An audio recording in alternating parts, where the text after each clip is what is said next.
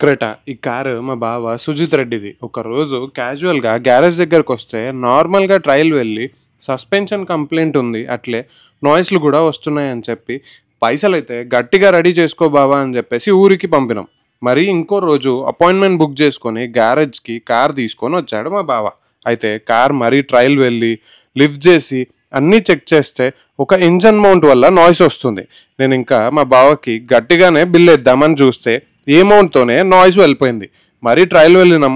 Shock absorbers పాతవి action లేవు. అట్లే లోవర్ ఆర్మ్ బుషెస్ కూడా కట్ అయినాయి. సో 4 షాక్ అబ్జర్వర్స్ రీప్లేస్ చేస్తున్నాము. హుండై ఒరిజినల్లే అవి. మనం ఎప్పుడైనా సరే షాక్ అబ్జర్వర్స్ రీప్లేస్ చేసేటప్పుడు 2 ఆర్ 4 అంటే అయితే ఫ్రంట్ 2 కానీ లేదా రేర్ 2 కానీ లేదా 4 ఒకేసారి రీప్లేస్ చేసుకుంటే మన కార్ సస్పెన్షన్ మంచిగా ఉంటుంది.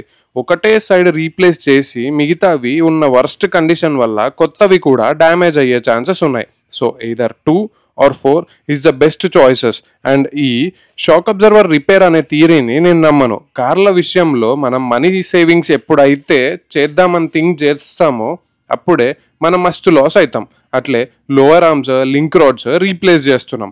హుండై ఒరిజినల్ షాక్ అబ్జర్వర్స్ అని చెప్పాను కదా, ఫ్రంట్ రిఫిల్ మాత్రమే వచ్చింది. సో స్ప్రింగ్ సపరేట్ చేసి రిఫిల్ కొత్తది వేశాక స్ట్రట్ మౌంట్ కూడా కొత్తది రీప్లేస్ చేస్తున్నాం. బావకి ఎలా అయినా బడ్జెట్ చెప్పిన వరకు వచ్చేసింది. ట్రయల్ వెళ్ళినాం. కార్ అయితే సెట్ అయింది. అండ్ మా బావ వాళ్ళు చాలా ర్యాష్ డ్రైవింగ్ అండ్ రఫ్ రోడ్స్లో ఎక్కువగా తిప్పుతారు ఈ క్రెటా కార్ని. మరి మీ కార్కి ఇలా సస్పెన్షన్ ఉందా? లేట్ చేయకుండా స్టార్టింగ్లో వచ్చిన ప్రాబ్లమ్ని ముందే సాల్వ్ చేసుకుంటే తక్కువ ఖర్చులో అయిపోతుంది. అండ్ మా గ్యారేజ్లో మీ సస్పెన్షన్ ఇష్యూ ఏదైనా సాల్వ్ చేయాలి అంటే బుకింగ్ అయితే మ్యాండేటరీగా చేసుకోండి.